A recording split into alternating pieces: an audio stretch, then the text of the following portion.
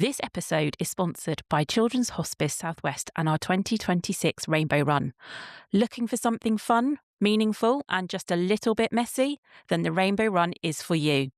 Picture this: running, walking, or dancing your way through a course bursting with colour, laughter, and pure joy, all while raising money for children and families who need it most. Whether you're taking part with friends, family, or flying solo, every step you take helps Children's Hospice Southwest continue their amazing work supporting local children with life-limiting conditions. No pressure on speed, no pressure on time, just good vibes, big smiles, and a whole lot of colour. So what are you waiting for? Grab your white t-shirt, sign up, and let's make a difference, one colourful step at a time. Join us at RAF St Morgan on the 20th of June. Search Children's Hospice Southwest Rainbow Run and get involved today. What's the worst that can happen?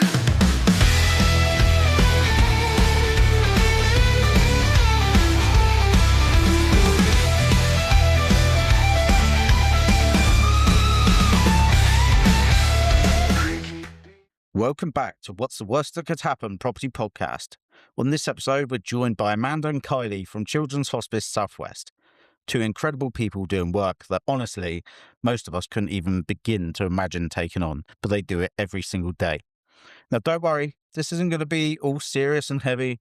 Yes, we're talking about something hugely important, but we're also getting into the real stories behind it, the people, the moments, and what actually goes on inside a children's hospice. Because I think a lot of us hear the words children's hospice and don't really know what that means, or we shy away from it a bit. But today, we're opening it up. We talk about the challenges, the rewarding moments, and why what they do matters so much, not just for the children, but for the whole family. So grab a box of tissues and let's get into it. Hello, welcome back to the podcast, What's the Worst That Can Happen? I'm Charlotte and I'm here with Dave, and we have a great interview ahead of us. We certainly do. So let's kick it off, basically. So what does a typical day look like for a family staying with the children's hospice? Well, it can be very, very varied. So a lot of our care is provided up at Little Harbour. So if I just take you back for a little bit, just from the very beginning. So when a child is diagnosed with a life-limiting condition, they come and are able to be cared for at Little Harbour for as long as that journey takes them. So a typical day, lots of people think, it's going to be really sad, depressing at Little Harbour. It's really not. Of course, we have our sad times there, but it's all about having fun, making memories, and really taking those responsibilities away from the parents of being the doctor, the nurse, the physio. We take all of that care away from the family so they can just be mum and dad and support their poorly child, the other siblings. So yeah, it can be sad at Little Harbour, but I would say the majority of the time, it is a very magical place, isn't it, Kylie? And it depends where the family is in their journey. So you talk about that day. A lot of the children that attend Little Harbour actually go to school. So since COVID, what they've done is they've opened up care sides. So some of our families just come in for day visits to use the hydrotherapy pool, the sensory room, the ball pool, just to have their dinner cooked. It doesn't necessarily mean a family are actually staying overnight, but it's the access to the hospice where they feel that they need it. If you go to a normal pool, if we take our kids out to a soft play area, there's no hoists. The chlorine in a normal swimming pool isn't at the level to ensure that it's safe for one of our vulnerable children. So being able to come to Little Harbour and access those facilities, even to have a bath. Some of our children, they can't have baths at home because there's no hoists in their own home to get them in. But depending on the needs of the child, so a lot of the children we support are using wheelchairs, they have limited use of their own senses. But then we've got other children that come in that have unfortunately been diagnosed with cancer, but can still sort of run around and are still fully aware. So we may have someone come in and basically bring a car, saying they would love, give me a famous car and good Ferrari. Yeah, Ferrari. So we'll give them that experience. The siblings may decide that they want to go out and access Dairyland or Camel Creek, something that they can't do when their mum and dad are full-time carers for their poorly sibling. So every day for every family looks completely different. But what is really key is when they're in-house is that, so mum and dad, when they get up, that's the only meal of the day, breakfast, that's not cooked, because actually mum and dad may decide to sleep in till midday. We say to our families, don't we, Amanda, what are you going to do when you're here? And they say, we're going to sleep. You think Don't blame them. Yeah, need this opportunity. But all their lunches are cooked, all their evening meals are cooked for them, and our incredible cooks, they all basically know what their favourite meals are, so we'll get that absolutely cooked.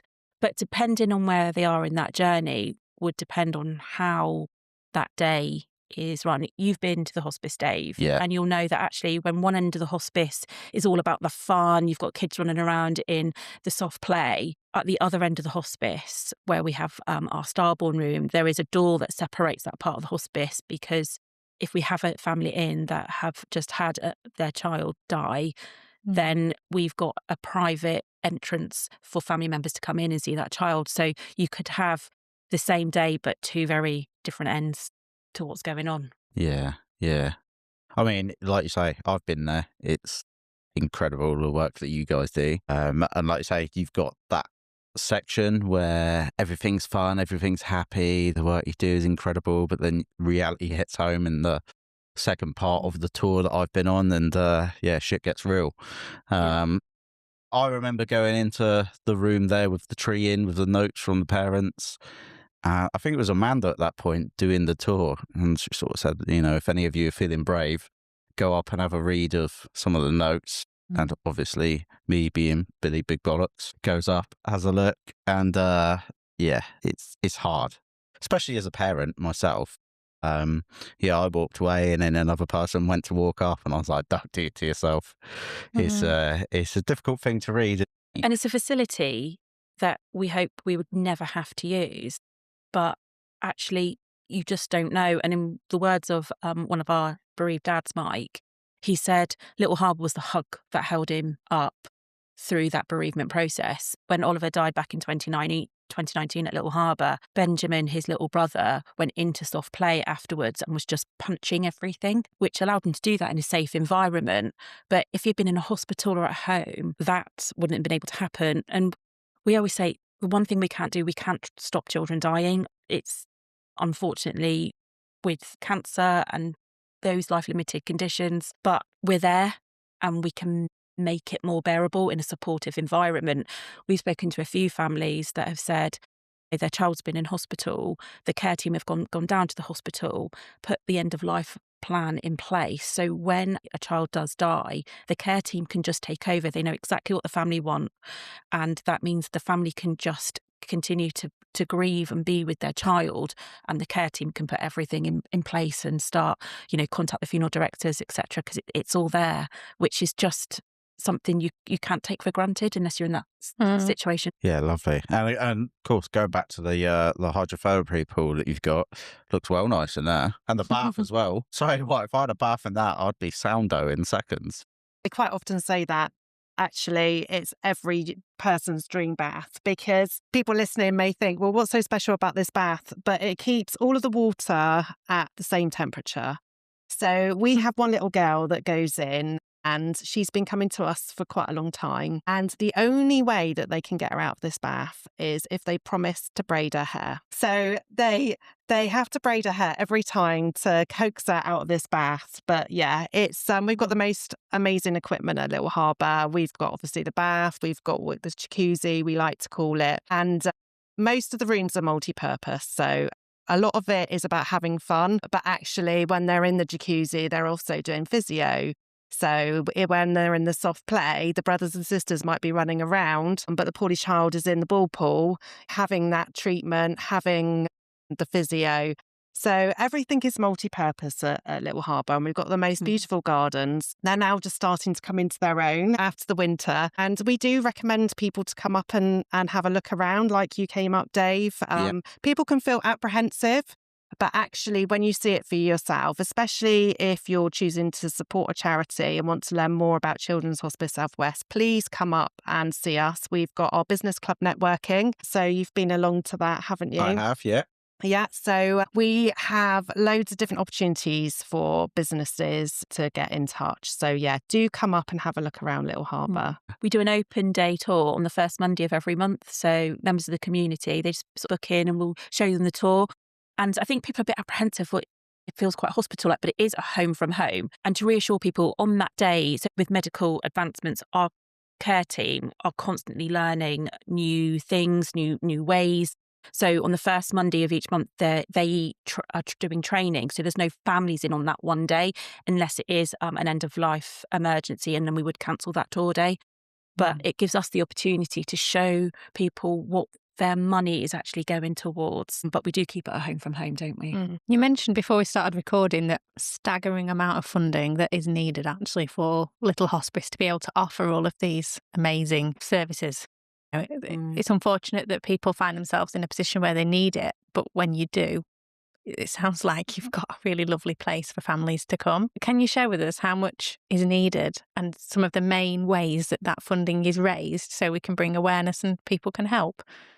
Yeah. So to fund Little Harbour, it's 4.3 million a year. We have 3 hospices across the southwest. So the dream of Eddie and Jill Farwell, who had 2 life-limited children themselves, they lived in Barnstaple, was that no child in the southwest had to travel any more than 90 minutes. So to fund our other 2 hospices as well, so we've got Little Bridge House in Barnstaple and Charlton Farm in North Somerset, it's £16 million a year to run it.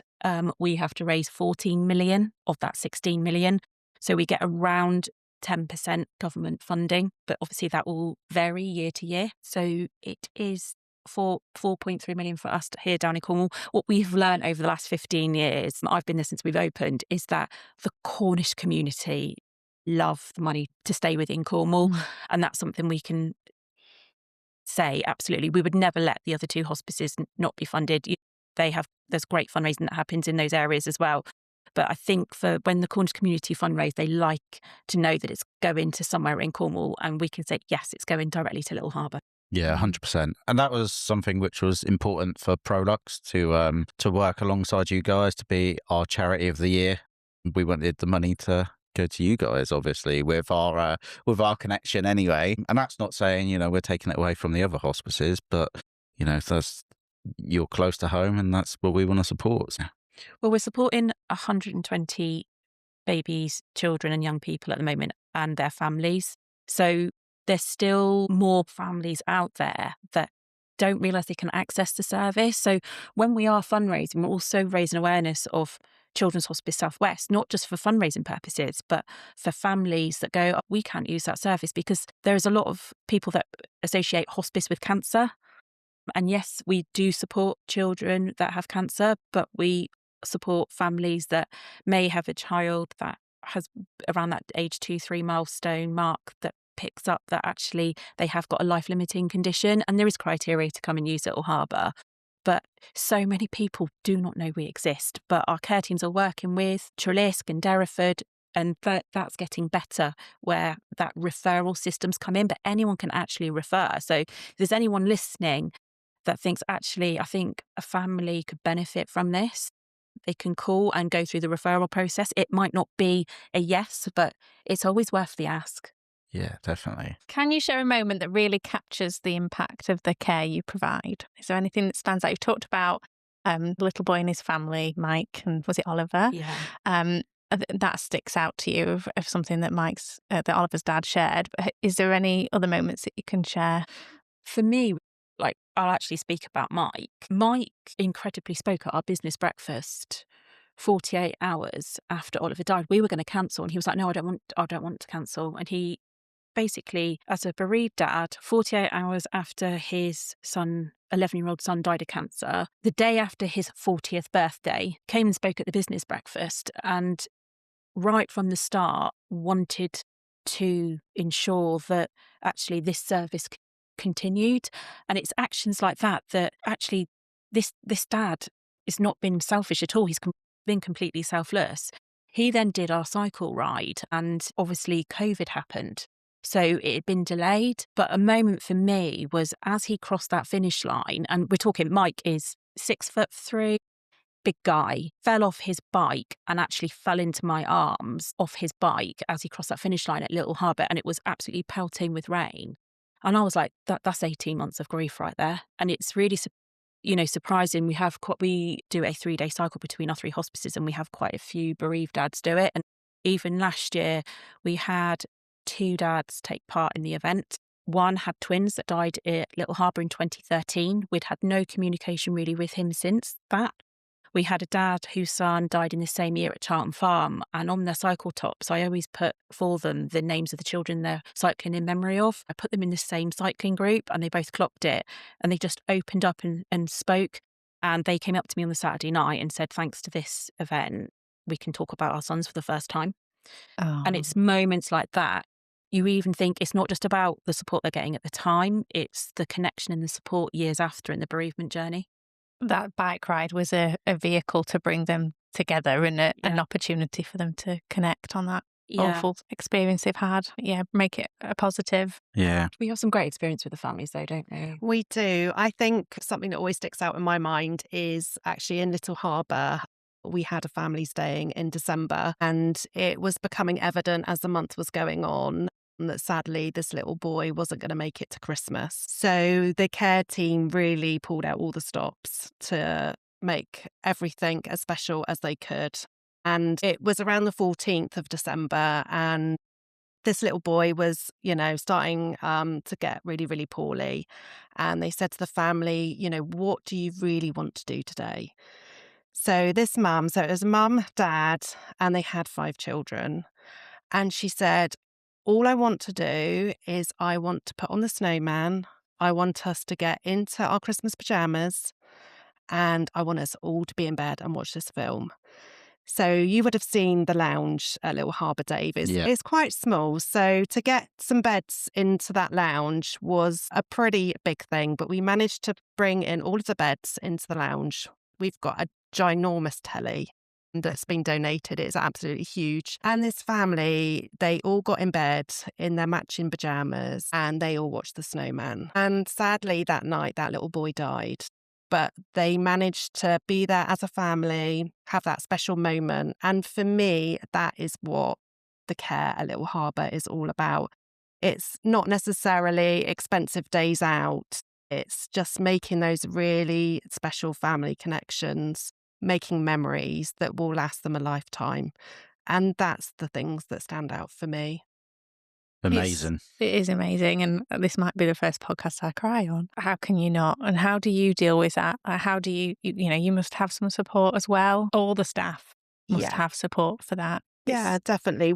We're a very long-standing team, both in the care team with the senior management. They're long-standing members of staff, and both in the fundraising team. And I think we're very good at acknowledging when we're having our good and bad times. And, we're only human. We have children ourselves. So we can't always hold it together.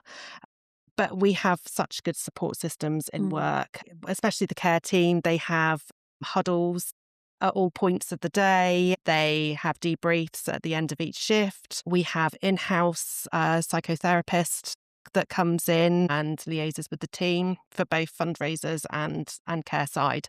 And we have a confidential service as well. So if we want to speak to somebody completely neutral that doesn't work at the hospice, we've got access to that, 24/7. So there is a lot of support. And sadly, it's been a tough 12 months in care side. And, it has been a hard time with several families coming in for end of life. So, of course, at different times, different members of staff, do feel it. But yeah, we have got that support system. It's funny because we have been there a long time. And I think, especially as a fundraising team, we're such a close team. And I know people say, they're like a part of great teams, but we are a really, really close team and we support each other. When a child dies, we get an email up and a star goes on the door. So when you're coming in to the hospice in the morning, you unlock our fundraising door, we already know there's maybe going to be like an email waiting, which sort of preps us. But the amount of times that people say, God, I couldn't work there, I couldn't do that job. And I'm like, yeah, you could.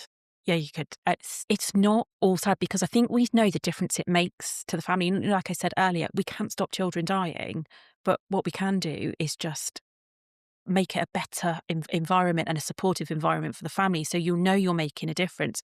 I always said I wanted to be a teacher growing up, and I didn't. I had my eldest son in my 3rd year of uni, and I was 15 years in retail. And when the job came up at Little Harbour to be the receptionist, they were like, is this going to be enough for you? And I said, yeah, because I said, it's transferable skills. I wanted to make a difference to children. And actually, I feel like I have for the last 15 years. And, you came from the fire service, didn't you? Amanda was running the London Marathon for us and came up for an open day. And that was it. Yeah. After that tour, I was like, I have to work here. You took a huge cut in wages to come and work at the hospice. It's a really, really special place. And even with our events like that 3-day cycle ride, we're like one big family, that we have repeat participants because they hear from the families that talk in the evening. It's a mixture of families and non-family members, but we're like one big family. I say about that cycle ride, I can't explain it unless you're on it. It's something really, really special. Yeah. Yeah. I'm still trying to persuade you to do that one day. Yeah, constantly trying to persuade me, especially given my background. But BMX bikes are a little bit different to doing massive, long on-road, off-road, whatever it is. Yeah. Honestly, you go away putting It'd on kill me. Every 20 miles there's a stop, Dave, I promise. Right, okay. Well, I'm still considering it. It's not a no. No, exactly. Finding that incredible strength to support the families is very admirable. I think there's a lot that businesses should be doing to help you with your fundraising. So I know about the Memory Walk at Heligan. I've seen the posters for that, and we've heard about the Colour Run. They're two key events. Rainbow Run, thank you, Dave. And the bike ride. Key events throughout the year, but there's lots of other ways that you can be supported, isn't there? So Dave's mentioned Prolux have chosen for the Charity of the Year. So is that something that you encourage businesses to do? Yeah, definitely. I mean, the business community down here are so supportive, but we like to work in partnership with businesses. So yes, businesses fundraise for us, but actually we want to be able to give back to businesses. And that is so, so important. As the cost of living crisis gets hard in our personal lives, it does for businesses as well. So we have to go that extra mile now to support businesses. So we've got our business club where we have networking events at Little Harbour. It's £300 a year, and it's a really great way for a business to get to know Children's Hospice South West, to get to know the fundraising team, have the opportunity to network with like-minded businesses. And it's a really nice way to give back to a charity, but actually to let us help you as a business to get your name out there. So if you're thinking this year, or, I don't want to do any fundraising, I don't want to support a charity, just try this. Come along to Little Harbour. Your first session is absolutely free. So come along, see if you like us, get to know the team, and I can pretty much guarantee that you're going to go away supporting the Children's Hospice South West Business Club. Yeah, we're on there to help and support, aren't we, Kylie? So we've got 39 businesses signed up from Cornwall, which is absolutely incredible. We've had some really lovely feedback. Cornwall Training and Consultancy, they said to us they've picked up new business from the business club. They obviously do all their health and safety training. They've just started occupational health training, but they've picked up a few bits of work from that, which is absolutely amazing. And it feels like we can give something back. I know our sponsors for Rainbow Run, we've only got one opportunity left now, but the team building experience for that, Moose Toys has said, like they're just there ready to sign up again. Steve at Kerno Coatings, it's brought their team together, which is absolutely incredible. You got the on the day experience, but that feeling of doing something good as a team. Yeah, building up to it and anticipating it. And then they'll be thinking creatively themselves, what can we do differently next year to make that more impactful and raise their It's so donation. true as well. When we done it with South West Hire, when I was there, I didn't make the day, not because I didn't want to do the run, but I was actually away. But, supporting you guys and getting all the fundraising, it was just so much fun, and everyone bought into it as a team, and we raised money for you guys. You were our top fundraiser that year. I think we were, yeah. I didn't like That's to brag nice. about it, but That's not like you, Dave. You normally you're not backwards and coming forwards. everyone knows I'm the best. So It's companies like Biffa. We met them at one of the business shows out and about, and not only did they sponsor Rainbow Run as a paint station, but from that they were so inspired. They give us free bin Waste, recycling yeah. at all three of our hospices, which saves us thousands per year. So it's things like that. We just like their support. Like even they have donations that come in each year. They give us space at Royal Cornwall Show. Not everything that a business does actually has to potentially cost the business money, but what that has saved us over the last 8 years is just mind blowing. And makes such difference. Pete is just incredible. We can't thank him enough. Yeah. But we always do say the most important word is thank you, because we don't just expect us to like people to choose Children's Hospice. And that's why it's what a commander said. It's about a partnership. What does the business want to get out of the partnership? What can we give you back? Yeah. And it's good that you think that way because, well, there's a lot of people out there, not just charities, but, other people who just want the money. You don't really get anything in return. And as a business, we don't really expect anything in return to give to charities, but it's nice that you guys can do that and offer something to give back. And I mean, I invited you along today because you work a lot with construction and property companies. I just think you're great, really. Oh, thanks. And there's obviously times as well when you need those services to make a new room or, kit something out differently, and you're calling on those services of the construction industry, and it's very different. But when I'm working in properties or hotels, you're adding to the future of those buildings. Whereas for anybody that was to work on the development at any point past the future of any of the hospices, goodness, We've got scaffolding up at the moment, actually. It's because there was a government grant that got given to hospices and it had to be sent on like a capital appeal. It's been really thought about. So we've got solar panels being added. Eventually, it's a cost-saving exercise for the future, and we can, we'll be able to sell some of that electric back to the grid. But you can imagine the electric bills at our 3 hospices. With all the equipment. With all the equipment, we're 24/7. We are open 24 hours a day, 365 days a year. So actually all of that is on all the time. We've just got a new boiler going in for the first time, but Blue Flame's just been incredible and saved us about £45,000 by supporting with what we could get. So actually the construction industry have been incredibly supportive. Love it. That's good. That's really good to hear. Yeah, really good. So if anyone wants to get involved, how can they find you?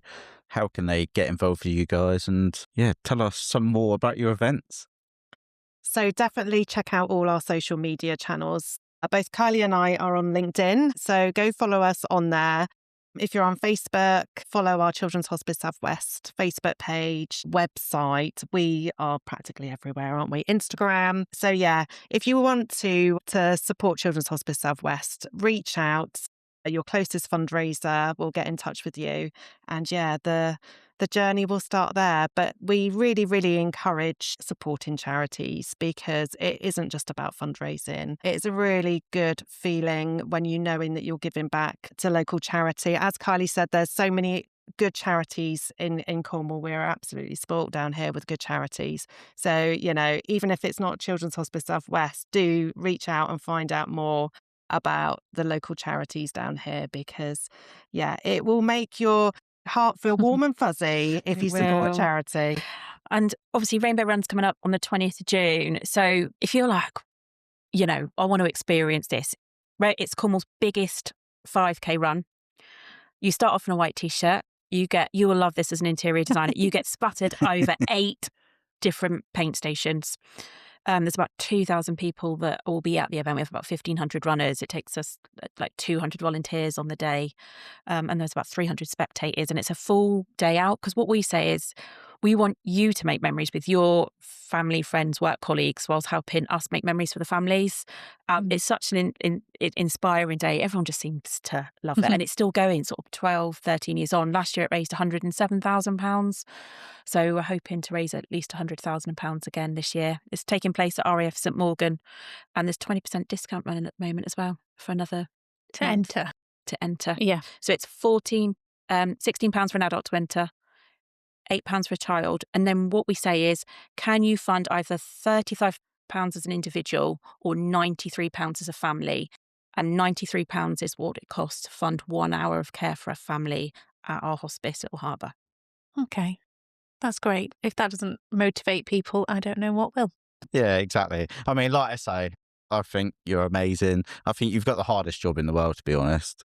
You've got to stay happy and positive in front of people. And in reality, it's not all happy times. It's some really, really sad times as well. So, yeah, I take my hat off to you. I think you're great. And if anyone can support, then, yeah, please do get in touch. Got anything to add, Charlotte? This is the first podcast where you've not sworn, so... Oh, I said shit. Okay. Yeah, I mean, Because obviously... sometimes shit gets real. Yeah, okay, there we go then. Correction. Thank you for joining, and hopefully those people that have listened, I'm sure there's been a few tears because I felt the emotion from hearing you, but there's clearly a lot of passion and it's a need that we have here. Thank you. Thank you. Thanks for joining us. And yeah, we'll see you again on the next pod. Bye. What's the worst that can happen?